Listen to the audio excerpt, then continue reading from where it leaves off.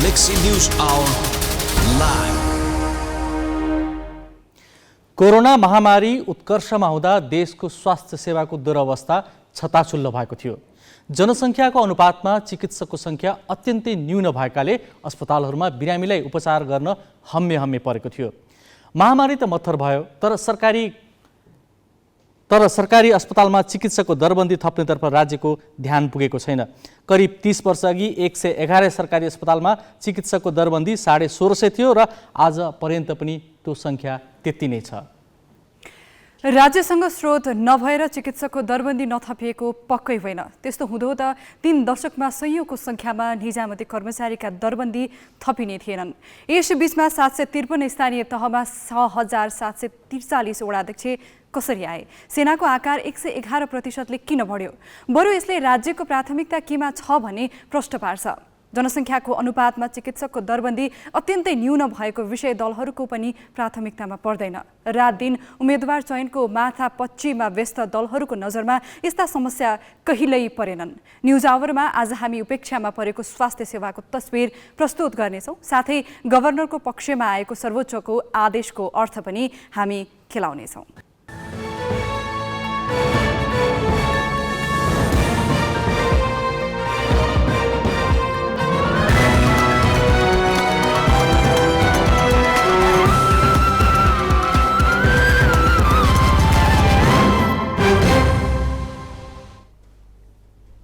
नमस्कार, यो हो गैलेक्सी न्यूज आवर। अब हेडलाइन्स।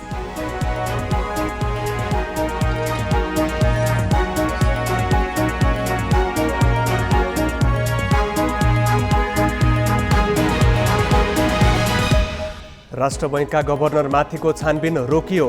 सरकारको निर्णय सर्वोच्चबाट तत्काललाई निष्क्रिय, अधिकारी काममा फर्किन पाउने। पोखरा महानगरको नेतृत्व एकीकृत समाजवादीलाई दिन कांग्रेस तयार। उपमहानगरमा भने विवाद कायमै। देउवा भन्छन् लेनदेन नगर्ने हो भने गठबन्धन कसरी चल्छ? सरकारी स्वास्थ्य सेवा 30 वर्ष अघिकै दरबन्दीको भरमा। डाक्टर एउटा पनि नथपिँदा सेना भने दोब्बर बढाइयो। राज्यको प्राथमिकतामै प्रश्न। अफगानिस्तानको राजधानी काबुलको एक विद्यालयमा विस्फोट, 6 जनाको मृत्यु, 20 घाइते।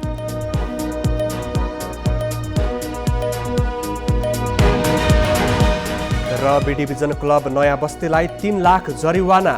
खेलाडी र पदाधिकारीलाई प्रतिबन्ध। लीग समिति निर्देशक शर्माको राजीनामा 1 महिना पनि टिकेन।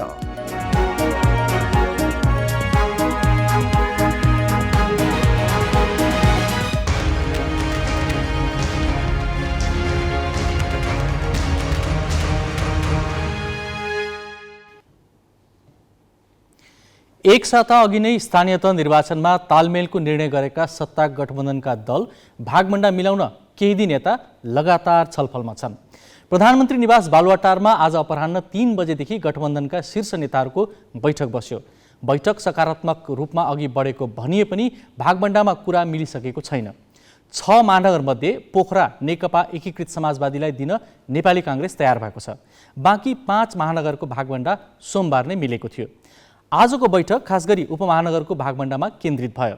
11वटै उपमहानगरको प्रमुखमा कांग्रेसले दाबी गरेपछि बैठक राति 10 बजे फेरि छलफल गर्ने गरी स्थगित गरिएको छ। यस विषयमा थप जानकारी दिन ग्यालेक्सी संवाददाता मिलन बुढाथोकी प्रत्यक्ष सम्पर्कमा छन्। मिलनजी आज 4 बजेदेखि बैठक बसिरहेछ। आज अपराह्न भन्नु 4 घण्टा जति बैठक बसिसक्यो। दलले भागभण्डा अन्तिम दलहरूले चाहिँ सत्ता गठबन्धनका दलहरूले भागभण्डालाई अन्तिम रूप दिन सकेनन्। कुरा खास केमा नमिलेको केही जानकारी छ? अजयजी, आज दिनभर सत्ता साझेदार दलका शीर्ष नेताहरूले पछिल्लो समय जुन 11वटा उपमहानगरपालिका र 6वटा महानगरपालिकाका साझा उम्मेदवार तय गर्ने भन्ने विषयको टुङ्गो लगाउने भन्ने बारेमा जुन बैठक बसेको थियो, त्यो बैठक निष्कर्षमा निस्कन सकेन। बिहान 11 बजेका लागि भनेर तय गरिएको बैठक फेरि प्रधानमन्त्री तथा नेपाली कांग्रेसका सभापति शेरबहादुर देउवाले 3 घण्टाका लागि स्थगित गराउनु भएको थियो भने अन्य सत्ता साझेदार दलका शीर्ष नेताहरूलाई बिहान 11 बजेको बैठक चाहिँ 2 बजेका गर्नका लागि सारेको जानकारी पनि दिनुभएको थियो। सोही अनुसार 2 बजे पछाडि बालुवाटारमा बसेको बैठकमा जुन महानगरपालिका 2वटा चितवनको भरतपुर र त्यसै गरी पोखरा महानगरपालिकाको विषयलाई लिएर माओवादी केन्द्रले चितवन नछोड्ने र त्यसै गरी एकीकृत समाजवादी पार्टीले पोखराको नेतृत्व आफूले नै पाउनुपर्छ भनेर जुन किसिमको अडान लिइरहेको थियो त्यो विषयमा काङ्ग्रेस लचिलो बन्यो। तर उपमहानगरपालिका जुन 11वटा उपमहानगरपालिकाको प्रमुख पदको लागि काङ्ग्रेसले आफ्नो दाबी नछोडेका कारण अन्य पार्टीहरूले पनि कम्तीमा आफूले 1-1वटा 3वटा दलहरूले 1-1वटा उपमहानगरपालिकामा आफ्नो नेतृत्वका लागि उम्मेदवारी तय गर्नलाई काङ्ग्रेसले पनि समर्थन जनाउनुपर्छ भन्ने विषय उठाइसके पश्चात यो विषयमा कुरो नमिलेको भनेर हामीलाई बैठकमा सहभागी नेताहरूले जानकारी दिनुभएको छ। यद्यपि केही समय अगाडि हामीलाई काङ्ग्रेस नेता समेत रहनुभएका सञ्चार मन्त्री ज्ञानेन्द्र बहादुर कार्कीले दिएको जानकारी अनुसार भने 10 बजे पछाडि पुनः बैठक बस्नेछ। आजका लागि दिनभरिको बैठक भने कुनै निष्कर्षमा पुग्न सकेन। मिलनजी, उपमहानगरको हकमा त हिजो नै कुरा मिलिसकेको भन्ने प्रकाशमा आएको थियो, आज फेरि त्यसरी बल्झेको हो? नयाँ विषय केही प्रवेश भएर बल्झिएको हो कि? पक्कै पनि हिजो सत्ता गठबन्धनको बैठक बसिरहँदा र त्यस पश्चात नेताहरूले सञ्चारकर्मीलाई जवाफ दिँदाखेरि जुन किसिमको उत्साहजनक रूपमा उहाँहरूले सञ्चारकर्मीहरूको अगाडि आफ्नो उत्साहजनक रूपमा प्रस्तुत हुनुभएको थियो र आज त्यो अनुसारको उत्साह चाहिँ हामीले पनि देखेनौँ। हिजो बोल्दै गर्दाखेरि सञ्चारकर्मीलाई जानकारी दिँदै गर्दाखेरि बैठक सकिए पछाडि नेताहरूले आज लगभग कुरा टुङ्गिएको र यसको निष्कर्ष भने भोलि 11 बजे बस्ने सत्ता गठबन्धनको बैठकले निचोडमा पुग्ने भन्ने जुन जानकारी दिएको थियो त्यही अनुसार आज नेताहरूले उत्साहजनक रूपमा उपस्थिति जनाउनु भएन। सञ्चारकर्मीहरूलाई दिएको प्रतिक्रिया अनुसार उहाँहरू केही निराश चाहिँ हुनुहुन्थ्यो।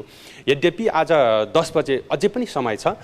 जसरी सत्ता साझेदार दल काङ्ग्रेसले आफ्नो अडान जारी राखेको छ, उसले भरतपुरमा र त्यसै गरी कास्कीका आफ्ना नेता तथा कार्यकर्ताहरू डेलिगेसनका लागि प्रधानमन्त्री निवास बालुवाटारमा आएका थिए। स्वयं प्रधानमन्त्री शेरबहादुर देउवाले पनि त्यहाँ विरोधमा रहेका र असन्तुष्ट पक्ष काङ्ग्रेसका नेता कार्यकर्ताहरूलाई वार्ताका लागि अन्तिम उहाँहरूको भनाइ के हो भनेर बुझ्नका लागि बालुवाटारमा बोलाउनु भएको थियो र हामीले चितवन र कास्कीका दुवैतर्फका काङ्ग्रेसका शीर्ष तहका जिल्ला तहका नेताहरूसँग पनि हामीले प्रतिक्रिया लिएका थियौँ र उहाँहरूको भनाइ चाहिँ के थियो भने हामीले त्यहाँ तल्लो तहमा रहेका कार्यकर्ताहरूको भावना हामीले सम्बोधन गर्नका लागि प्रधानमन्त्रीसम्मलाई हामीले कार्यकर्ताको भावना हामीले बताइसकेका छौँ। यद्यपि गठबन्धनले गरेको निर्णयलाई भने हामी बाधक बन्दैनौँ भनेर उहाँहरू यहाँ बालुवाटारबाट निस्किनु भएको थियो। यसको अर्थ के हो भने अब गठबन्धनले जुन खालको निर्णय गर्छ त्यसका लागि जिल्ला तहका काङ्ग्रेसका नेता कार्यकर्ताहरू पनि मान्न तयार हुनुहुन्छ। तर लगत्तै बसेको शीर्ष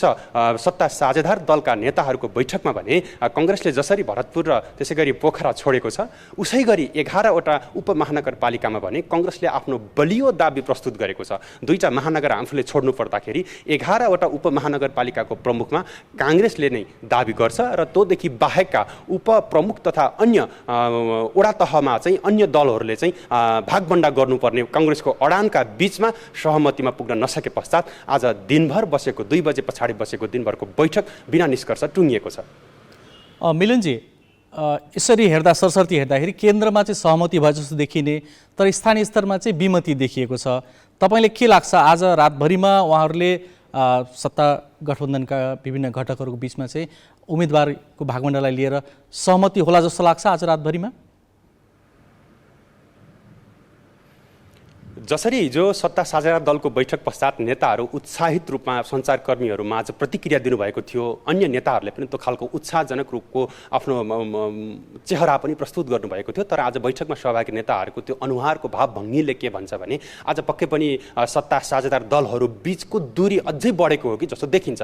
यद्यपि हिजोको बैठकमा आज निचोडमा पुग्न लगभग हामी सक्यौँ। ड्राफ्ट भएर भोलि फाइनल जानकारी चाहिँ सञ्चारकर्मीलाई दिने र हाम्रो 6वटा महानगरपालिका र 11वटा उपमहानगरपालिकाको विवाद लगभग टुङ्गिएको छ अब भनेर जुन नेताहरूले हिजो भन्नुहुन्थ्यो। तर आजको घटना विकसित हुँदाखेरि चाहिँ त्यो चरणभन्दा अझै पछाडि नै रहेको हो कि भन्ने हामीले आङ्कलन गर्न सक्छौँ। किनभने सत्ता साझेदार दलका नेपाली काङ्ग्रेस, माओवादी केन्द्र र त्यसै गरी एकीकृत समाजवादीका बैठकमा सहभागी नेताहरूसँग हामीले अनौपचारिक रूपमा बुझ्दाखेरि र उहाँहरूले हामीलाई बताए अनुसार सत्ता गठबन्धन बीचमा फेरि केही विश्वासको सङ्कट चाहिँ पैदा भएको हो कि भनेर अघिको बैठकले चाहिँ हामीले निष्कर्ष अनुमान चाहिँ गर्न सक्छौँ। यद्यपि अब 10 बजे पश्चात पुनः बस्ने बैठक भनेर भनिएको छ। खाना खाइसके पश्चात फेरि पनि केही राजनीतिक घटनाक्रमहरू विकास हुन सक्छन् र यो विषयमा चाहिँ फेरि 11वटा उपमहानगरपालिकाको विषयमा कङ्ग्रेसले राखेको अडानमा यदि फेरि ऊ 3वटा दलहरूलाई चाहिँ एक-एकवटा प्रमुख पद दिन ऊ तयार भयो भने पक्कै पनि गठबन्धनको आज एउटा राम्रो समाचार चाहिँ सम्प्रेषण हुनसक्छ। उहाँहरू सफल रहनुहुन्छ र गठबन्धन पनि जारी रहन्छ। तर कङ्ग्रेसले आफ्नो अडान छोडेन। जसरी हामीले चितवनका काङ्ग्रेसका कार्यकर्ता र त्यसै गरी पोखराका कङ्ग्रेसका कार्यकर्ताहरूको व्यापक असन्तुष्टिका बावजुद पनि केन्द्रबाट गरेको जुन निर्णय छ त्यसमा चाहिँ अब फेरि उपमहानगरपालिकामा पनि त्यसै गरी केन्द्रले चाहिँ कम्प्रोमाइज गर्नुपर्ने अवस्था आयो यदि भने अब त्यसमा गठबन्धनमा चाहिँ पक्कै पनि दरार आउला कि जस्तो चाहिँ बुझिन्छ। धन्यवाद मिलनजी। उनी थिए हाम्रा संवाददाता मिलन। सत्ता गठबन्धनले 6वटै महानगरपालिकाको भागबण्डा गरेको छ। भागबण्डा गरिएका मध्ये काठमाडौँ, ललितपुर र विराटनगर कङ्ग्रेसले लिने भएको छ। बाँकी 3वटा गठबन्धनका अरू घटकको भागमा परेका छन्, जसमध्ये पोखरा एकीकृत समाजवादी, भरतपुर माओवादी र वीरगञ्ज जनता समाजवादी पार्टीले भागबण्डा गरिरहँदा यी महानगरबाट को उम्मेदवार बन्नेछन् भन्ने टुङ्गो लागिसकेको छैन। देशभरका 753 स्थानीय तहमध्ये सर्वाधिक आकर्षणको केन्द्र हो काठमाडौँ महानगरपालिका। 3 लाख मतदाता र 19 अर्ब रुपैयाँ वार्षिक बजेट परिचालन गर्ने महानगरको नेतृत्व हात पार्न दल र नेताहरूबीच निकै ठूलो कसरत चलिरहेको छ। एमालेमा शाक्य र स्थापित सत्तारूढ दल देशव्यापी तालमेलमा व्यस्त छ भने अघिल्लो पटक 64,000 मत ल्याएर महानगर प्रमुख जितेको एमाले पनि कसलाई उम्मेद्वार बनाउने भन्ने निधो गर्न सकेको छैन। एमाले महानगर कमिटीले अहिलेका मेयर विद्यासुन्दर शाक्य सहित 5 जनाको नाम सिफारिस गरेको छ। सिफारिस हुनेमा पूर्व मेयर केशव स्थापित, पूर्व राज्य मन्त्री रामवीर मानन्धर, महानगर कमिटी अध्यक्ष निर्मल देउला र इन्दिरा पन्तको नाम माथिल्लो कमिटीमा पठाइएको छ। यसमा शीर्ष नेतृत्व तहमै मत बाजिएकाले निर्णयमा ढिलाइ भएको देखिन्छ। त्यसो त एमाले भित्र व्यवसायी सूरज वैद्यलाई अघि सार्ने पनि चर्चा भइरहेको छ। काङ्ग्रेसबाट सिर्जना सिंह। काङ्ग्रेसका संस्थापक नेता गणेशमान सिंहको जीवनकालमा मात्र होइन, उनको शेषपछि पनि यहाँ उनकै परिवारको वर्चस्व रहँदै आएको छ। गणेशमान पत्नी मङ्गलादेवी सिंह 2048 सालको आम निर्वाचनमा सांसदकी उम्मेद्वार थिइन्, तर पराजित भइन्। छोरा गणेशमान सिंह अहिले पनि पारिवारिक विरासत बोकेरै बसेका छन्। अहिले पुर्ख्यौली बिँडो थाम्न प्रकाशमान पत्नी सिर्जना सिंह अघि सर्न खोजेकी छन् मेयरको उम्मेद्वारका रूपमा। त्यसो त पूर्व रक्षा मन्त्री भीमसेन दास प्रधान, पूर्व राज्य मन्त्री तीर्थमान डङ्गोल पनि आकाङ्क्षी छन्। उपमेयर हरिप्रभा खड्गी र यसअघि मेयरमा पराजित राजुराज जोशी, काङ्ग्रेसका महानगर सभापति निलकाजी शाक्य, सचिव सुसन वैद्य लगायत पनि यस दौडमा छन्। चिट्ठा कसको भागमा पर्छ यसै भन्न कठिन छ। स्वतन्त्र उम्मेद्वार बालेन्द्र सुनिता। काठमाडौँ गैरी गाउँमा जन्मिएका बालेन्द्र शाह पेसाले स्ट्रक्चरल इन्जिनियर हुन्। त्यसो त उनी र्यापर हुन्, त्यसैले उनी स्टेजमा बालेनका नामले परिचित छन्। उनी बालेन अहिले काठमाडौँको मेयरमा उठ्ने भनेर घर दैलो गरिरहेका छन्। उम्मेद्वार बन्ने चर्चा बटुल्ने अर्का पात्र हुन् सुनिता डङ्गोल। सन् 2011 की मिस नेवा डङ्गोल रञ्जना लिपि प्रवर्धन गरिरहेकी छन्।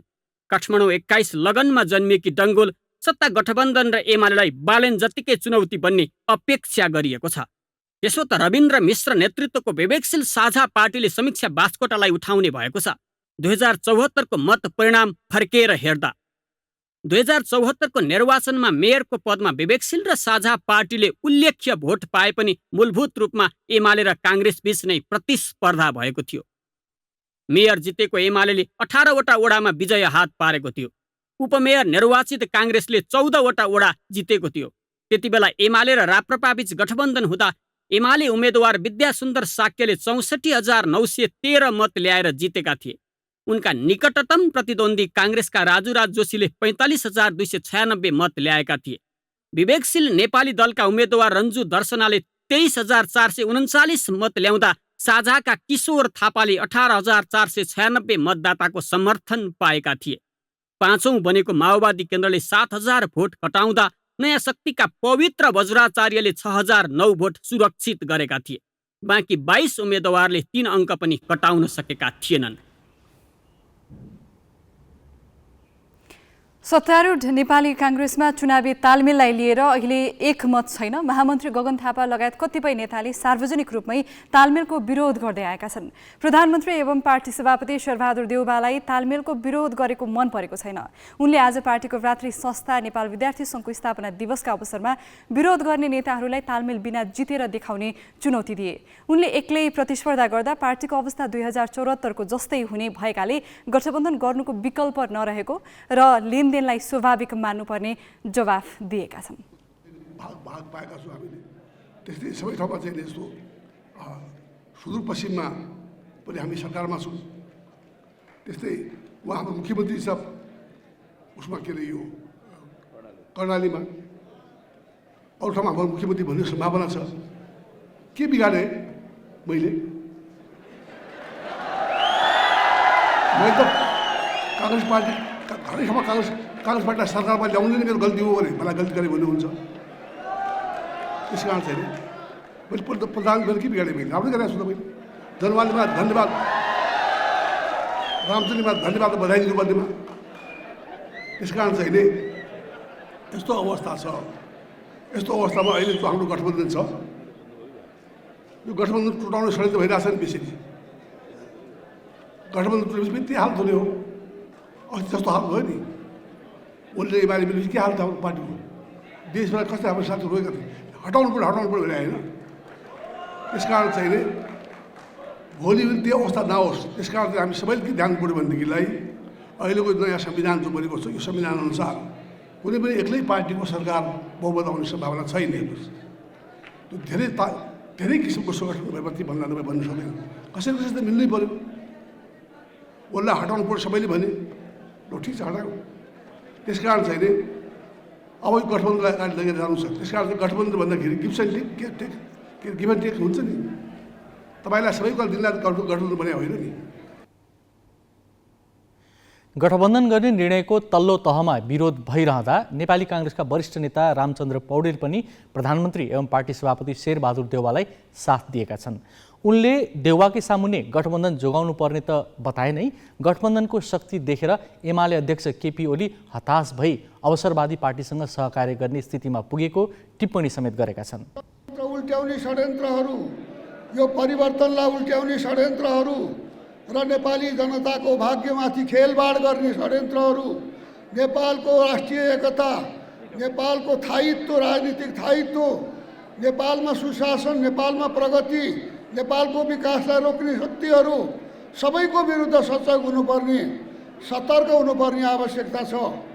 अहिले गठबन्धन जो छ सत्ताको लागि होइन, व्यवस्थाको लागि गठबन्धन हो।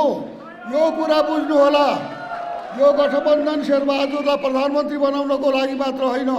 यो गठबन्धन नेपालमा लोकतन्त्र बचाउनको लागि, परिवर्तन रोकाउनको लागि र नेपालको परिवर्तनलाई बचाउनको लागि र नेपाललाई अग्रगामी बाटोमा रूपान्तरण गर्नको लागि यो गठबन्धन हो। त्यसकारण यो गठबन्धनको अहिले शक्ति देखेर केपी ओली आज थरथरी काँपेका छन्। केपी ओली हताश भएका छन् र हताश अभिव्यक्ति दिइरहेका छन् र जस्ता तत्त्वसँग पनि हातेमालो गर्न पुगेका छन्। गठबन्धनको भागभण्डा र उम्मेदवारीको रस्साकसीले नयाँ घटनाक्रम विकसित भइरहेका छन्। विभिन्न तहमा छलफल र लेनदेनका सिलसिला चलिरहेका छन्। यसबारे अद्यावधिक जानकारी दिँदै जानेछौँ। अब केही न्यूज संक्षेपमा। स्थानीय तहमा दोहोरिन चाहने जनप्रतिनिधिले उम्मेदवारी दिँदा राजीनामा दिनै पर्ने भएको छ। सर्वोच्च अदालतले निर्वाचन आयोगले जारी गरेको आचार संहिताको प्रावधान सदर गरिदिएपछि फेरि उम्मेदवारी दिँदा हालका जनप्रतिनिधिले राजीनामा दिनै पर्ने भएको हो। राजीनामा दिनुपर्ने प्रावधान खारेजीको माग गरी हेलम्बु गाउँपालिकाका अध्यक्ष निमा ग्याल्जेन शेर्पाले सर्वोच्चमा रिट दायर गरेका थिए। न्यायाधीश द्वय तेज बहादुर केसी र तिल प्रसाद श्रेष्ठको संयुक्त इजलासले उनको रिट खारेज गरिदिएको छ।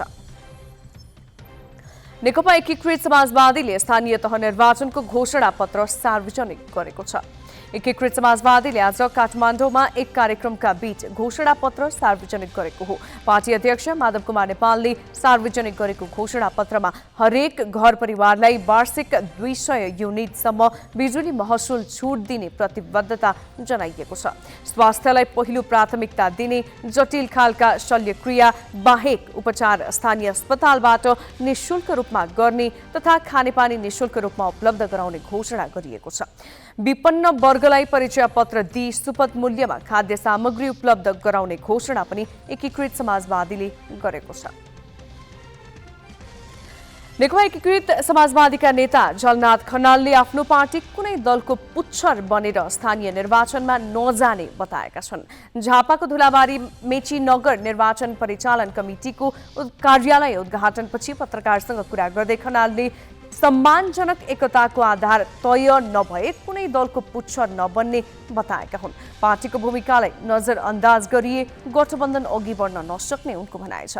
गठबन्धन पाए बाँच्ने र नपाए मरिहाल्ने अवस्थामा पार्टी नरहेको जिकिर गर्दै नेता खनालले तालमेल नभए पार्टी एक्लै चुनावी मैदानमा ओर्लिन तयार रहेको बताए। अख्तियार दुरुपयोग अनुसन्धान आयोगले लुम्बिनी प्रदेशका पूर्व प्रमुख सचिव वैकुण्ठ अधिकारी सहित 4 जना विरुद्ध भ्रष्टाचार मुद्दा दायर गरेको छ। कृषि यान्त्रिकीकरण कार्यक्रम अन्तर्गत मिनी टिलर खरिदमा 43,37,500 रुपियाँ भ्रष्टाचार गरेको अख्तियारको दाबी छ। यस घोटालामा संलग्नको आरोपमा कृषि मन्त्रालयकै एक महाशाखा प्रमुख श्रीधर गेवाली, कृषि प्रसार अधिकृत मुकेश रामजाली नेपाली र आधुनिक कृषि किसान संसारका प्रबन्ध निर्देशक राजाराम तिवारी पनि अभियुक्त बनाइएको छ। उनीहरूले झुटो बिल भरपाई बनाएको, दोहोरो बिलको भुक्तानी लिने दिने काम गरेको र सम्झौताभन्दा कमसल सामान आपूर्ति गरेको अख्तियारको अनुसन्धानले देखाएको छ। उनीहरूबाट बिगो असुल गरी त्यति नै जरिवाना र 3 वर्षसम्म कैद गर्नुपर्ने अख्तियारको माग छ। हवाई मार्गबाट नेपाल आउने विदेशी पर्यटकले विमानस्थलबाटै पाउने अनअराइभल भिसाको लागि नगद बोक्नुपर्ने निर्णय स्थगित भएको छ। पर्यटकले अनअराइभल भिजाको लागि 200 अमेरिकी डलर साथमा बोक्नुपर्ने निर्णयको विरोध भएपछि अध्यागमन विभाग तेस्रो दिनमै पछि हटेको हो। विभागले वैशाख 3 गते विद्युतीय भुक्तानी सेवामा समस्या आएको कारण देखाएर पर्यटकले नगद नै साथमा राख्नुपर्ने निर्णय गरेको थियो। त्यसको चौतर्फी विरोध भएपछि विभागले निर्णय स्थगन गरेको हो। विमानस्थलको अध्यागमन कार्यालयमा बैंकको एटिएम मेसिन थप गर्ने काम सुरु भइसकेकाले निर्णय स्थगन गरिएको विभागले जनाएको छ। खोटाङको हलेसी तुवाचुङ नगरपालिका बाहुन डाँडामा कालाजारका बिरामी फेला पर्न थालेका छन्। तराईमा देखा पर्ने कालाजार रोग पहाडी क्षेत्रमा देखिएको हो। नगर स्वास्थ्य शाखाको समन्वयमा जिल्ला अस्पतालले बाहुन डाँडामा रगत परीक्षण गर्दा थप 2 जनामा कालाजार भेटिएको छ। यसअघि त्यहाँ 4 जनामा कालाजार देखिएको थियो। बाहुन डाँडाका विभिन्न बस्तीमा 2077 साउनदेखि कालाजार देखा परेको हो। त्यस्तै ओखलढुङ्गाको माने भन्जाङ गाउँपालिकाको तटीय क्षेत्रमा पनि कालाजारको समस्या देखिएको छ। विश्व स्वास्थ्य सङ्गठनले हरेक 1000 जनसङ्ख्याको लागि 1 जना चिकित्सक हुनै पर्ने सिफारिस गरेको छ। तर नेपालका सरकारी अस्पताल र स्वास्थ्य केन्द्रमा दरबन्दी भएका 1 जना चिकित्सकले 20,000 जनसङ्ख्यालाई सेवा दिनु परेको छ। यो प्रसङ्ग क्रान्ति शिखाबाट। स्थानीय तहको निर्वाचनलाई लक्षित गरी धमाधम चुनावी घोषणापत्र सार्वजनिक गर्न थालिएको छ। ती घोषणापत्रमा स्वास्थ्यका विषय छुट्याएका छैनन् नै सेवा कसरी प्रभावकारी बनाउने भन्ने पनि उल्लेख छैन। स्वास्थ्य सेवालाई प्रभावकारी बनाउने विषयमा राजनीतिक तह कुन हदसम्म उदासीन छ भन्नका लागि सरकारी अस्पतालमा 3 दशकसम्म चिकित्सकको एउटै दरबन्दी नथपिनुबाट प्रश्न हुन्छ। एउटा स्थानीय तहमा 1 जना चिकित्सकसम्म खटाइएको छैन, जबकि 3 दशकमा सेनाको सङ्ख्या भने 111% थपिएको छ। 2048मा नेपालको जनसङ्ख्या 1,84,00,000 थियो। त्यतिखेर 111वटा सरकारी अस्पतालका लागि चिकित्सकको दरबन्दी 1650 मात्र थियो। एक चिकित्सकले 15,000 जनसङ्ख्यालाई हेर्नुपर्ने स्थितिका कारण दरबन्दी बढाउनु पर्ने आवाज उति बेलै उठेको हो। तर त्यो बेलाको आवाज अझै सुनिएको छैन। अर्थात् 3 दशकमा चिकित्सकको एउटै दरबन्दी थपिएको छैन। चिकित्सकको दरबन्दी स्रोत अभावले नथपिएको होइन। यदि त्यसो हुन्थ्यो भने ब्यारेक भित्रै सीमित हुने सेनाको सङ्ख्या 111% बढाउन सम्भव थिएन। 2048मा सेनाको सङ्ख्या 45,500 थियो। त्यस यताको 3 दशकमा बढाएर 95,000 कटाइएको छ। स्वास्थ्य सेवा सहज र प्रभावकारी बनाउने विषय कुनै पनि राजनीतिक दलको प्राथमिकतामा नपरेका कारण सरकारी अस्पतालमा चिकित्सकको दरबन्दी थपिन नसकेको हो। चुनाव क्षेत्रहरू छन्, त्यो चुनाव क्षेत्रमा अस्पताल हुनुपर्छ भने त कमसे कम पनि त्यहाँ 1-2 जना डाक्टर, 1-2 जना नर्स, 1-2 जना अरू प्यारामेडिक्स त हुनु पर्यो नि। त्यसको लागत लागेर त्यो अनुसार दरबन्दी हुनु पर्यो। 1400 चिकित्सक सुन्नु नै हाँसो लाग्दो विषय लाग्छ अहिलेको समयमा, जहाँ 3-3 करोड जनताको हामीले स्वास्थ्य सेवा, त्यो पनि संविधानले बोलिराखेको छ कि राम्ररी दिनु पर्यो भन्ने सन्दर्भमा चाहिँ राजनीतिक पार्टीहरूको वास्तवमा उनीहरूकै हकमा हुन्थ्यो यो। अहिले तिनीहरूले मेनिफेस्टोमा, एजेन्डामा, नीतिमा मेन पावरहरू पढाएर जनतालाई सेवा गरेको भए सायद मेवा पाउँथ्यो कि। 3 दशकमा एउटै दरबन्दी नथपेको सरकारले भएकै दरबन्दीमा पनि चिकित्सक भर्ना गर्न सकेको छैन। 1650 दरबन्दीमा 1400 चिकित्सक मात्र कार्यरत छन्, जबकि 3 दशकमा जनसङ्ख्या भने 1,07,00,000 थपिएर 2,91,00,000 पुगिसकेको छ। देशमा चिकित्सक नै नभएकाले सरकारले दरबन्दी नथपेको होइन। अहिले सरकारी लगानीमै वार्षिक 500 चिकित्सक उत्पादन हुन्छन्। सरकारले एक चिकित्सक उत्पादन गर्न 40 देखि 44 लाख रुपैयाँसम्म लगानी गर्छ। शुल्क तिरेर चिकित्सक बन्नेको संख्या वार्षिक 1300 हाराहारी छ। नेपाल मेडिकल काउन्सिलमा दर्ता भएकै चिकित्सकको संख्या 39,000 नागिसकेको छ। आफैले लगानी गरेर उत्पादन गरेका चिकित्सकलाई सरकारले दरबन्दी सिर्जना गरेर काममा लगाउन सकेको छैन। दरबन्दी नबढाइए पनि पूर्वाधारमा भने स्वास्थ्य क्षेत्रले 3 दशकमा निकै फड्को मारेको छ। स्वास्थ्य चौकीको संख्या 816बाट 3800 नागेको छ, तर ती चौकीबाट आधारभूत बाहेकको सेवा प्रवाह हुन सकेको छैन। दूरदराजका बिरामीले उपचारका लागि शहरी क्षेत्रका अस्पतालमा धाउनुपर्ने बाध्यता छ। निर्वाचनका बेला एक चुनाव क्षेत्र एक अस्पतालको आश्वासन बाँड्ने दल र तिनका नेतालाई बिरामीले उपचारका लागि भोग्नु परिरहेको कष्टले छोएकै छैन। एकैचोटि 753 हस्पिटलहरूको पनि उद्घाटन गर्छ, विभिन्न ठाउँ हस्पिटल खोल्ने पनि भन्छ, तर हस्पिटल खोलिरहँदाखेरि त्यहाँ चाहिने म्यान पावरको परिकल्पना चाहिँ गर्दैन। अब हस्पिटलमा उपचार गर्न त ह्युमन रिसोर्सेस चाहिने, बिल्डिङ मात्र भएर भएन, हस्पिटल थप्दै जाने तर दरबन्दी नथप्ने। त्यसले गर्दाखेरि चाहिँ अब त्यसले झन् भोलिको दिनमा चाहिँ अप्ठ्यारो पार्छ। एकदमै तत्कालै हामीले दरबन्दी थप्नुपर्ने छ। जहिले पनि अब सरकारले चाहिँ जहिले पनि ज्यालादारी करारहरूको भरमा, इभन कोभिडमा पनि ज्यालादारी, कोभिड त एउटा अपर्च्युनिटी थियो, त्यसलाई नै मौका छोपेर सारा बजेटहरू थपिरहेको, सारा सरकारको ध्यान त्यहाँ भएको बेलामा यो वास्तवमा यत्रो डिफिसिट रहेछ भनेर नेतृत्व तहको मान्छेले त्यो दरबन्दी थप्न सक्ने एउटा राम्रो मौका थियो। गाउँ गाउँमा स्थापना गरिएका स्वास्थ्य चौकीमा सरकारले दरबन्दी बढाएर चिकित्सकको व्यवस्थापन नगरेकाले बिरामीले सहजै उपचार पाउन नसकेको मात्र होइनन्, अनावश्यक खर्चको भार सहनु परिरहेको छ। उपचारमा धेरै रकम खर्च गर्नुपर्दा कतिपयको उठी बाँच्ने भएको छ। यो स्थिति देख्दा देख्दै पनि जनताका लागि राजनीति गरेको भन्ने नेताहरूले चिकित्सकको दरबन्दी थप गर्ने विषयमा छलफल समेत गरेका छैनन्। सेनाको अनावश्यक दरबन्दी कटौती गरेर स्रोत व्यवस्थापन गर्न सकिने विकल्पमा उनीहरूको ध्यानै छैन। क्यामेरामा साधुराम लामिछानेका साथ प्रज्ञा तिमल सिन्हा, ग्यालेक्सी 4K, काठमाडौँ। चिकित्सकको दरबन्दी 3 दशकसम्म पनि थप गर्न सरकारले चासो नदिँदा स्वास्थ्य सेवा प्रवाहमा समस्या हुँदै आएको छ। दरबन्दी थप नहुँदा दूरदराजमा उपचार नपाएर अकालमा नै धेरैले ज्यान गुमाएका छन्। सरकारको प्राथमिकतामा स्वास्थ्य क्षेत्र नपर्ने हो भने त्यसले कस्तो असर पार्छ भन्ने विषयमा हामीले पाटन स्वास्थ्य विज्ञान प्रतिष्ठानका पूर्व उपकुलपति डाक्टर अर्जुन कार्कीलाई प्रश्न सोधेका छौँ। स्वास्थ्य सेवा प्रणाली सुदृढ गर्नको लागि चाहिने आवश्यक तत्त्वहरूमध्ये जनशक्ति चाहिँ एकदमै महत्त्वपूर्ण हो। त्यसो भएको हुनाले यसमा चाहिँ सरकारले एकदमै गम्भीरतापूर्वक ध्यान दिनुपर्ने नै विषय हो। डेलिभरीको हिसाबले त्यसको कामयाबी हुने, त्यसको कार्यान्वयन पक्ष, त्यसको चाहिँ जुन हामीले त्यसबाट जे उपज पाउनुपर्ने हो त्यसमा त भइरहेको छैन फेरि हामीले अपेक्षा गरेको अनुसार। त्यसकारणले यो चाहिँ हाम्रो विडम्बनापूर्ण स्थिति छ। त्यसकारण राज्यले लिने कदमहरू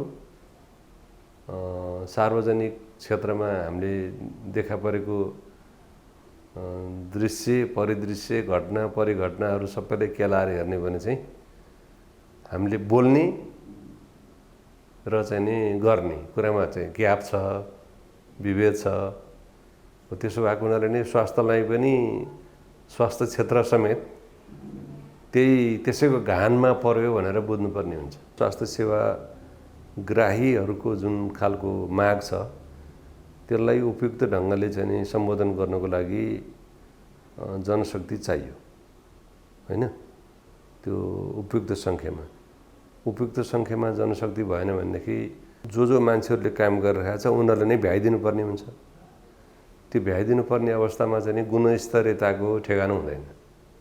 जस्तै एउटा मान्छेले चाहिँ राम्रोसँग कुरा सुनेर चाहिँ नि उसको गहिराइमा पुगेर उसको चाहिँ समस्याको चाहिँ जड पत्ता लगाउनु, समस्याको जरो पत्ता लगाउनु र त्यसलाई चाहिँ उपयुक्त खालको उपचार प्रदान गर्नको लागि मान्छेले जुन विश्लेषण गर्नुपर्ने, बिरामीको कुरा सुन्नुपर्ने, बिरामीको भावना बुझ्नुपर्ने, त्यसको लागि जुन समय चाहिन्छ नि, तर तपाईँलाई चाहिँ 3 घन्टामा 100 जना बिरामी हेर्नु पर्यो भने त्यो सम्भव हुँदैन। त्यो मानवीय सीमितताहरू छन्। त्यसले गर्दाखेरि एउटा त गुणस्तरीयतामा प्रभाव पर्ने भयो। गुणस्तरीयतामा प्रभाव पर्ने बित्तिकै स्वास्थ्य सेवा प्राप्त गरे बापत जुन किसिमको लाभ हुनुपर्ने हो, स्वास्थ्य लाभ, अब त्यो चाहिँ नि अपेक्षित रूपमा हुन सक्दैन।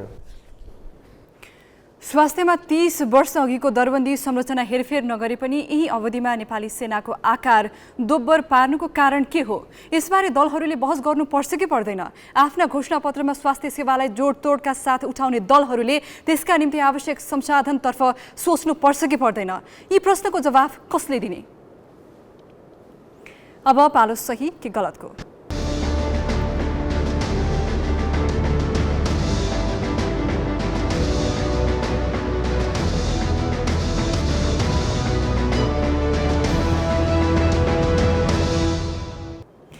सही कि गलतमा हिजो हामीले सोधेको प्रश्न थियो। त्रिभुवन अन्तर्राष्ट्रिय विमानस्थल स्थित अध्यागमन कार्यालयले नेपाल आउने पर्यटकलाई नगद $200 बोक्ने गरेको अनुरोध कस्तो लाग्यो?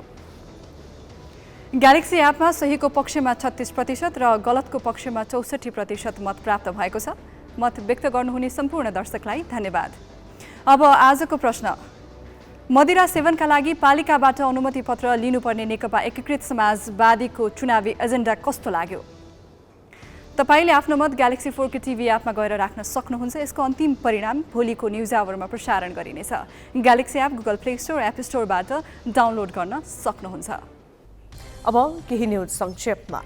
अफगानिस्तानको राजधानी काबुल स्थित एक विद्यालयमा बम विस्फोट हुँदा 6 जनाको मृत्यु भएको छ, 20 जना घाइते भएका छन्। पश्चिमी काबुलको शिया बहुल क्षेत्र स्थित अब्दुल रहिम हाई स्कुलमा 2वटा विस्फोट भएको स्थानीय प्रहरीलाई उद्धृत गर्दै अन्तर्राष्ट्रिय सञ्चार माध्यमले जनाएका छन्। विद्यार्थीहरू बिहानको कक्षा सकेर निस्कने बेला विस्फोट भएको समाचारमा उल्लेख छ। घाइतेहरूको उपचार भइरहेको छ। मृत्यु हुनेको संख्या बढ्न सक्ने अनुमान गरिएको छ। हालसम्म कुनै पनि समूहले आक्रमणको जिम्मेवारी लिएको छैन। पाकिस्तानका नवनियुक्त मन्त्रीहरूले आज पद तथा गोपनीयताको शपथ लिएका छन्। पाकिस्तानका कार्यवाहक राष्ट्रपति सादिक सान्जरानीले नवनियुक्त मन्त्रीहरूलाई शपथ गराएका हुन्। शपथ लिनेमा 30 मन्त्री, 4 राज्य मन्त्री र 3 सल्लाहकार छन्। 37 सदस्यीय मन्त्री परिषदमा मुस्लिम लीगका 12, पाकिस्तान पिपल्स पार्टीका 9 र 16 जना अन्य दलका छन्। संसद विघटनको निर्णय सर्वोच्च अदालतले खारेज गरेपछि गत साता शहबाज शरीफ पाकिस्तानको नयाँ प्रधानमन्त्री बनेका थिए। अखिल नेपाल फुटबल संघ एन्फाले बी डिभिजन क्लब नयाँ बस्तीलाई 3 लाख रुपैयाँ जरिवाना सहित खेलाडी र अफिसियललाई प्रतिबन्ध लगाएको छ। लीगका दौरान मध्यपुर युथ एसोसिएसनसँग 3-1 गोल अन्तरले हारपछि मैदानमा गरेको अभद्र व्यवहारलाई लिएर लीग कमिटीको बैठकले नयाँ बस्ती विरुद्ध जरिवाना र प्रतिबन्धको निर्णय गरेको हो। हारपछि क्लबका पदाधिकारी र खेलाडीले प्लेयर्स बक्स तोडफोड गरेका थिए। अफिसियल श्री बहादुर योगीलाई 2 वर्ष, व्यवस्थापक विकास राईलाई 6 महिना र खेलाडी मनोज राईलाई 1 वर्षको प्रतिबन्ध लगाइएको छ। बैठक भने फागुन 20 गते एन्फा लीग कमिटीको निर्देशकबाट राजीनामा दिएका विज्ञानराज शर्माको अध्यक्षतामा बसेको थियो। एनएसएल क्लब काठमाडौँ रेन्जर्समा आबद्ध भएपछि उनले लीग कमिटीको संयोजकबाट राजीनामा दिएका थिए। एन्फा अध्यक्ष कर्माचरण शेर्पाले राजीनामा अस्वीकृत गरेकाले आफू जिम्मेवारीमा फर्किएको शर्माले बताए। 13औं दक्षिण एसियाली खेलकुद साकी स्वर्ण विजेता मिनु गुरुङ गणेशमान सिंह स्मृति राष्ट्रिय बक्सिङ प्रतियोगिताको क्वार्टर फाइनलमा प्रवेश गरेकी छन्। त्रिभुवन आर्मीकी मिनुले 51 केजी तौल समूहमा मध्य प्रदेशकी रमिशा श्रेष्ठलाई पराजित गरिन्। यसै स्पर्धामा एपीएफकी सञ्जु माया थिङले प्रदेश 1 की सुस्मिता श्रेष्ठलाई हराइन्। महिला 57 किलोमा बागमतीकी स्वस्तिका तिरुवा र प्रदेश 1 की सुस्मिता राई क्वार्टर फाइनलमा प्रवेश गरे। पुरुषतर्फ 52 किलो तौल समूहमा गण्डकीका आकाश राणा र एपीएफका प्रदीप महर्जन, 57 किलोमा नेपाल प्रहरीका शम्भु राजवंशी र एपीएफका पूरन राई तथा 63 किलोमा एपीएफका सोनाम शार्की र लुम्बिनीका अनिल पुन मगरले क्वार्टर फाइनलमा स्थान सुरक्षित गरे। पुरुष 69 किलोमा एपीएफका विक्रम चौधरी र लुम्बिनीका विकास राणा मगर तथा 75 किलोमा आर्मीका दिपेश लामा क्वार्टर फाइनलमा पुगे। क्वार्टर फाइनल खेल भोलि हुनेछ। बिजनेस न्यूज का साथमा कर्पोरेट पे व्यावसायिक भुक्तानीलाई सरल बनाउँदै प्रणालीमा आबद्ध हुन आजै आफ्नो बैंक तथा वित्तीय संस्थामा सम्पर्क गर्नुहोस्। नेपाटप सब ठिकठाक। नेपाटप सब ठिकठाक।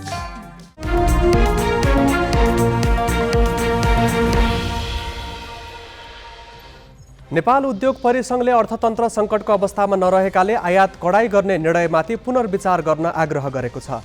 परिसङ्घले आज काठमाडौँमा पत्रकार सम्मेलन गरी केही वस्तुको आयातको लागि प्रतितपत्र नखोल्ने निर्णयले बजारमा अनावश्यक रूपमा त्रास सिर्जना गरेको बताएको छ। परिसङ्घले आयातमा कडाईले राजस्व घट्ने, विदेशी लगानीकर्ता निरुत्साहित हुने, रोजगारी कटौती हुने लगायतका जोखिम औल्याएको छ। उसले विदेशी मुद्राको सञ्चिति र तरलता अभावको समस्या समाधानको लागि गैर आवश्यक नेपालीलाई विदेशी मुद्रामा अपार्टमेन्ट खरिदको अनुमति दिन तथा उनीहरूलाई नेपालमा रकम राख्नको लागि प्रोत्साहन गर्न सुझाव दिएको छ। शेयर बजार आज 58 अङ्कको उतार चढाव भएको छ। उतार चढाव बीच शेयर नेप्से परिसूचक 13.37 अङ्कले बढेको छ। कारोबार सुरु भएको 1 घण्टामा नेप्से 2314 अङ्कमा झरेको थियो, तर त्यसको 2 घण्टापछि नेप्से उकालो लागेर 2372 अङ्कमा पुगेको थियो। नेप्से अन्तिममा 2357.24 अङ्क कायम भयो। 13वटै समूहले नेप्से बढाएका हुन्। आज 125 कम्पनीका लगानीकर्ताले कमाएका छन् भने 51 कम्पनीका लगानीकर्ताले गुमाएका छन्। 1 अर्ब 32 करोड 68 लाख रुपियाँको कारोबार भएको छ। सर्वोच्च अदालतले गभर्नरको पक्षमा आदेश दिएपछि अब प्रश्न उठेको छ, सरकार र नेपाल राष्ट्र बैङ्कको द्वन्द्वले कुन रूप लिन्छ? आजको आदेशको अर्थ के होला? यो प्रसङ्ग अजय दासबाट। नेपाल राष्ट्र ब्याङ्कका गभर्नर महाप्रसाद अधिकारीमाथिको छानबिन सर्वोच्च अदालतले रोकिदिएको छ। उनलाई निलम्बन गरी जाँचबुझ गर्ने मन्त्री परिषदको निर्णय सर्वोच्चको आदेशले तत्काललाई निष्क्रिय पारिदिएको छ भने गभर्नर अधिकारीलाई नियमित काममा फर्किन पनि बाटो खोलिदिएको छ। सर्वोच्चको यस आदेशले गभर्नरलाई हटाउने सरकारको प्रयासमा भने धक्का पुगेको छ। मन्त्री परिषदले गत चैत 24 को मितिमा गभर्नर महाप्रसाद अधिकारीमाथि जाँचबुझ गर्न सर्वोच्चकै पूर्व न्यायाधीश पुरुषोत्तम भण्डारीको नेतृत्वमा 3 सदस्यीय समिति गठन गरेको थियो। त्यो निर्णय भोलिपल्ट अर्थ मन्त्रालयले जानकारी गराएपछि गभर्नर अधिकारी स्वतः निलम्बनमा परेका थिए। सरकारले उनीमाथि मुख्यतः 3 वटा आरोप लगाएको थियो। 1. सरकारलाई असहयोग गरेको, 2. नेपाल राष्ट्र ब्याङ्कको व्यवस्थापकीय जिम्मेवारी पूरा गर्न नसकेको, 3. गोप्य सूचना चुहाएको। यस्तै आरोप लगाएर चैत 25 गते अर्थमन्त्री जनार्दन शर्माले राष्ट्र ब्याङ्ककै कार्यक्रममा एउटै मञ्चमा रहेका गभर्नर अधिकारीमाथि आक्रोश पनि पोखेका थिए। यस बीचमा अर्थमन्त्री शर्माले स्रोत नखुलेका कारण छानबिनमा रहेको करिब 14 करोड रुपियाँ बराबरको अमेरिकी डलर फुकुवाका लागि राष्ट्र ब्याङ्कलाई निर्देशन नै दिएको विवरण बाहिरिएको थियो। यही प्रकरणले अर्थ मन्त्रालय र राष्ट्र ब्याङ्क बीच टकराव बढेको थियो। साथै विदेशी मुद्रा सञ्चितिमा चाप परेका बेला विलासिताका सामान आयात रोक्ने निर्णयमा पनि दुई निकाय बीच मतान्तर देखिएको थियो। गभर्नरले अर्थतन्त्रको अवस्था भयावह देखाएर सरकार विरोधी माहौल बनाउन खोजेको बुझाइ सरकारी पक्षको थियो भने विभिन्न स्वार्थ समूहको प्रभावमा अर्थ मन्त्रीले राष्ट्र ब्याङ्कलाई निर्देशित गर्न खोजेको आलोचकहरूको भनाइ थियो। गभर्नरमाथि कारवाही थाल्ने सरकारी कदमको धेरैतिरबाट विरोध भएको थियो। पूर्व गभर्नरहरूले वित्तीय अस्थिरता निम्त्याउने र केन्द्रीय बैंकको स्वायत्ततामै हमला गर्ने प्रयासका रूपमा अर्थाएका थिए। सरकारको निर्णय विरुद्ध गभर्नर अधिकारीले आइतबार मात्र सर्वोच्चमा रिट दायर गरेका थिए। रिटको प्रारम्भिक सुनवाईमै न्यायाधीश हरि फुयालको एकल इजलासले गभर्नर अधिकारीमाथिको छानबिन रोक्न आदेश गरेको हो। गभर्नरमाथिको कारबाही राष्ट्र बैंक, मौद्रिक नीति र समग्र अर्थतन्त्रकै स्थायित्वसँग गाँसिएको विषय भएकाले छानबिन रोकी तत्काल उनलाई पदीय जिम्मेवारी पूरा गर्न दिनु भने अदालतले अन्तर्कालीन अन्तरिम आदेशमा उल्लेख गरेको छ। अदालतले अन्तरिम आदेशबारे छलफल गर्न दुवै पक्षलाई बोलाएको छ र यही वैशाख 13 गते पेशी पनि इजलासले नै तोकिदिएको छ। गभर्नरमाथि छानबिन गर्नको कारण स्पष्ट पार्न पनि सर्वोच्चले सरकारसँग लिखित जवाफ मागेको छ। यो सँगै गभर्नर हटाउने उद्देश्यले अर्थमन्त्री जनार्दन शर्मा र प्रधानमन्त्री शेरबहादुर देउवाले थालेको प्रक्रिया तत्कालका लागि रोकिएको मात्र छैन, गभर्नरलाई काममा फर्काउने सर्वोच्चको आदेशले सरकारलाई नैतिक धक्का पनि पुगेको छ। तराईका जिल्लामा गर्मी अत्यधिक बढेपछि जनजीवन कष्टकर बनेको छ। गर्मी बढ्दै गएपछि स्थानीयको दिनचर्या समेत प्रभावित भएको छ। मौसम पूर्वानुमान महाशाखाले वैशाख 5, 6 र 7 गते तराईमा तातो हावा लु चल्ने भएकाले विशेष सतर्कता अपनाउन चेतावनी नै जारी गरेको थियो। वैशाख लागेदेखि नै भैरहवा, नेपालगञ्ज र धनगढीको अधिकतम तापक्रम 40 डिग्री सेल्सियस नागेको छ। त्यससँगै पश्चिमबाट चलेको तातो हावाले जनजीवन थप कष्टकर बनेको छ। बिहिबारदेखि मौसम बदली हुने भएकाले 1-2 दिन तापमान केही कम हुने जल तथा मौसम विज्ञान कार्यालय भैरहवाले जनाएको छ। र अहिले पनि 35 भन्दा माथि त अधिकतम तापक्रम गइरहेको नै अवस्था छ। यो भनेको गर्मी नै हुने अवस्था हो र यस्तो अवस्थामा तातो हावा चल्ने हुनाले अलिकति सजग हुनु पनि पर्छ र अत्यावश्यक कामभन्दा अन्य अवस्थामा सकेसम्म घरभन्दा बाहिर ननिस्किने वा आफ्नो कार्यक्षेत्रभन्दा बाहिर ननिस्किने, काम परेको अवस्थामा पनि अलिकति सावधानी अपनाएर निस्किने हुनसक्छ। वायुमण्डलीय तापक्रममा वृद्धिसँगै तातो हावा आउनुले सर्वसाधारण घर बाहिर निस्कन सकिरहेका छैनन्। भैरहवाका अस्पतालमा गर्मीका कारण हुने बिरामीको चाप पनि बढ्दै गएको छ। गर्मीले बालबालिका र वृद्ध बढी प्रभावित भएका छन्। अत्यधिक गर्मीका कारण बालबालिकामा मुख सुक्ने, पानीको कमी हुने लगायतका समस्या देखिएकाले झोलिलो पदार्थ बढी दिन स्वास्थ्यकर्मीले आग्रह गरेका छन्। चिसो कुराहरू नखाने, एकछिन आराम गर्ने, बाहिर निस्किने बेलामा चाहिँ फुल कपडा, पातलो लुगा फुल लगाएर छाता लिएर निस्किने। लु 3-4 दिनदेखि हाम्रो हेर्न सकिन्छ लु सुरु भइसकेछ हैन। त्यो लुबाट बच्न धेरै आवश्यक परेको बेलामा मात्रै बाहिर निस्किने, घरभित्र बस्ने अनि बच्चाहरूलाई चाहिँ झोल पदार्थ खानेकुराहरू बढी दिने, पानीको मात्रामा प्रशस्त दिने। गर्मी बढ्दा चिसो पेय पदार्थसँगै फलफुल र जुसको व्यापार बढेको छ। मध्याह्न र अपराह्न सरकारी कार्यालय सहित बजारमा सर्वसाधारणको उपस्थिति पातलिएको छ। अत्यधिक गर्मीका कारण विद्यार्थीको पठन पाठन समेत प्रभावित भएको छ। त्यति गर्मी छ यहाँ, रोडहरुमा रुखबिरुख केही छैन। हामीले आउँदाखेरि झन् गर्मीले स्कुल जाने मनै लाग्दैन के, पहिला कलेज जाने मनै लाग्दैन। अस्ति गर्मी योपालि धेरै बढेको छ के गर्मी। देशका तराई तथा चुरे क्षेत्रमा तापक्रम बढ्दो क्रममा रहेकाले गर्मीका कारण हुन सक्ने असरबाट बच्न आवश्यक सतर्कता बनाउन मौसम पूर्वानुमान महाशाखाले अनुरोध गरेको छ। ग्यालेक्सी फोकेका लागि धनगढीबाट योगेन्द्र भण्डारी र भैरहवाबाट विवेक विश्वकर्माको रिपोर्ट। हामी ग्यालेक्सी न्यूज आवरको अन्त्यमा छौं। जाँदै हेडलाइन्स।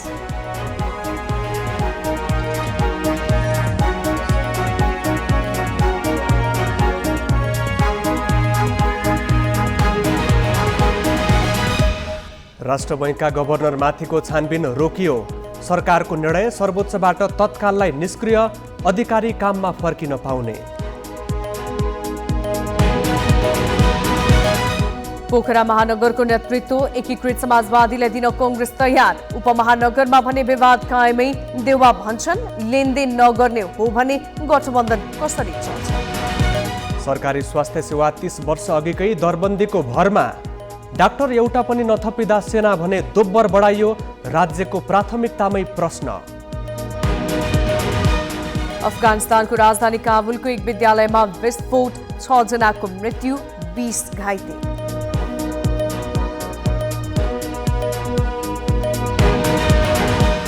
र बी डिभिजन क्लब नयाँ बस्तीलाई 3 लाख जरिवाना।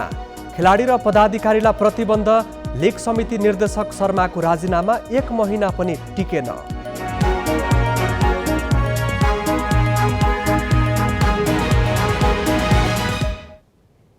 आजलाई ग्यालेक्सी न्युज आवर सकियो। नमस्ते।